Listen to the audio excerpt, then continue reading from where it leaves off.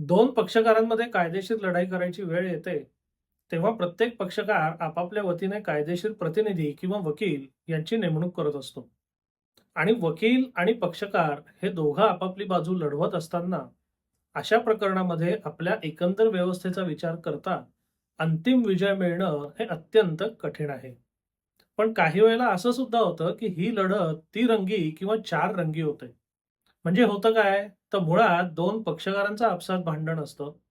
त्यात परत पक्षकाराचं आपल्याच वकिलाशी सुद्धा काही कारणावरनं भांडण होतं, वादविवाद होतात.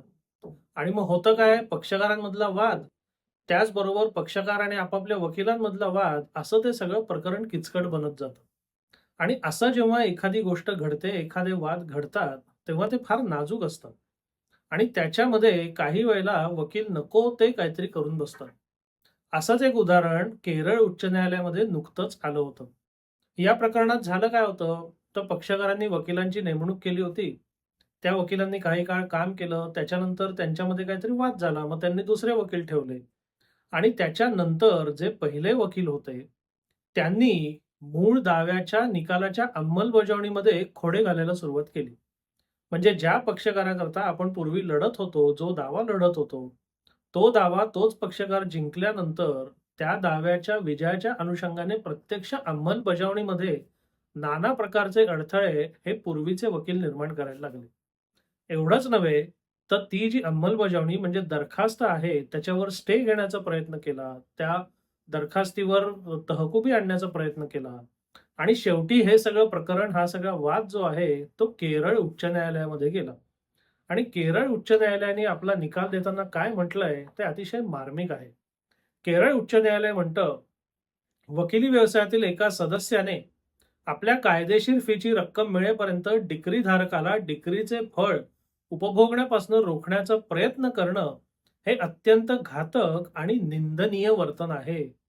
अशा प्रकारचा मुद्दा भारताच्या राज्यघटनेतील कलम 226 अंतर्गत या न्यायालयासमोर निर्धारणासाठी निर्लज्जपणे मांडण्यात आलेला आहे. खाजगी पक्षकाराने वकिलाला फी न दिल्याबद्दलचा वाद हा कायद्यानुसार सक्षम दिवाणी न्यायालयात मांडला पाहिजे. अशा प्रकारचा दावा किंवा वाद अनुच्छेद 226 अंतर्गत मांडता येत नाही. कायदे व्यवसाय हा निःसंशयपणे एक सन्माननीय व्यवसाय आहे, परंतु त्याची प्रतिष्ठा ही काळा कोट परिधान करणाऱ्या व्यक्तींच्या वर्तनावर अवलंबून आहे. जर वकील आपल्या ग्राहकांच्या हिताला बाधा आणणारं वर्तन करत असतील, तर या व्यवसायाची प्रतिष्ठा धुळीस मिळेल आणि हे या व्यवसायाला परवडणारं नाही. याहूनही गंभीर बाब म्हणजे वकिलाची नेमणूक रद्द झाल्यानंतर तोच वकील त्याच प्रकरणातील कार्यवाही अडवण्याचा प्रयत्न करतो. असे वर्तन या व्यवसायाच्या सन्मानावर घाला घालणारे असून त्यावर कठोर कारवाई होणं आवश्यक आहे. तरीही वकिलांची फी थकीत असल्याचे गृहीत धरले, तरी देखील वकिलाला आपल्या फीच्या वसुलीसाठी न्याय प्रक्रिया थांबवण्याचा कोणताही अधिकार नाही. वकील हा आपल्या ग्राहकाचा म्हणजे पक्षकाराचा प्रतिनिधी असतो. तो मूळ पक्षकाराच्या जागी स्वतःला ठेवू शकत नाही. जर फी देय असेल आणि पक्षकार ती देण्यास नकार देत असेल, तर वकिलांनी योग्य त्या कायदेशीर उपाययोजना कराव्यात.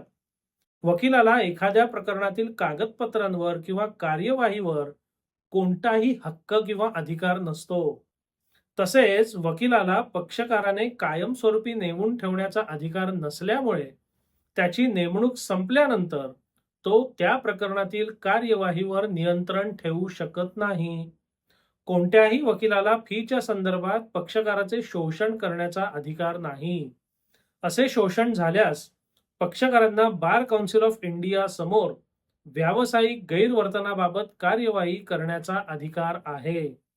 हे अत्यंत चिंताजनक आहे की कायदे व्यवसायातील दोन सदस्यांनी अशा प्रकारची याचिका दाखल करून जवळपास 10 महिन्यांपर्यंत योग्य हक्कधारकांना डिक्रीची रक्कम मिळण्यास अडथळा आणला. प्रकरणातील निवेदनांचा विचार करता या न्यायालयाच्या मते याचिकेत काहीही दम नाही आणि ती खर्चासह फेटाळण्यास पात्र आहे. त्यामुळे ही याचिका रुपये 50,000 इतक्या खर्चासह फेटाळण्यात येते. सदर खर्च याचिकाकर्त्यांनी 6 आठवड्याच्या आत केरळ राज्य विधिसेवा प्राधिकरण एर्नाकुलम येथे जमा करावा आणि तसं जर नाही केलं तर त्याची वसुली करण्याकरता पुढची कार्यवाही करण्यात येईल. म्हणजे एकंदर वकिली व्यवसायाकडनं असलेल्या अपेक्षा, त्याची प्रतिष्ठा आणि हे सगळं धुळीला मिळवणारं अशा वकिलांचं वर्तन हा एक अत्यंत गंभीर, चिंताजनक विषय बनलेला आहे. पक्षकार आणि पक्षकार याच्यामध्ये वाद असणं आपण समजू शकतो. पक्षकार आणि वकील यांच्यामध्ये वाद असणं आपण समजू शकतो. फीवरनं काही वाद होतात. कोणी कोणाची फी बुडवतो, कोणी कोणाकडनं फी जास्त मागतं. हे सगळं चालू असतं. पण ह्या सगळ्याचा एक वेगळा लढाई म्हणून विचार करा ना. तुमचा एखादा जो जुना पक्षकार आहे, त्याचा तुमचा काही व्यवहार शिल्लक असेल, तर तो एक वेगळा विषय आहे ना हो.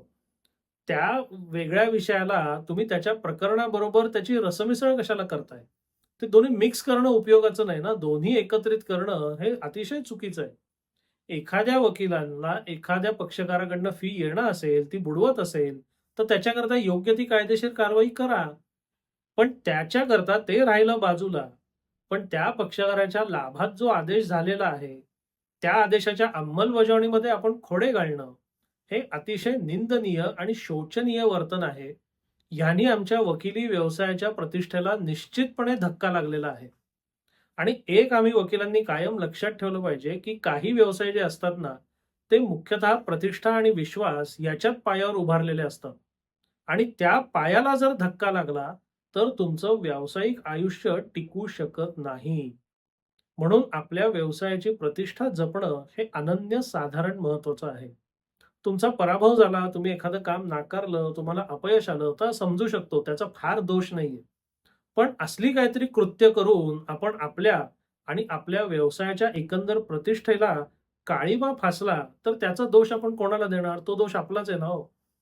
त्यामुळे आमच्या क्षेत्रातल्या जे काही असे माणसं असतील, वकील असतील, त्यांनी अशा गोष्टी करण्यापासून परावृत्त राहिलं पाहिजे आणि अशा लोकांना परावृत्त केलं सुद्धा पाहिजे.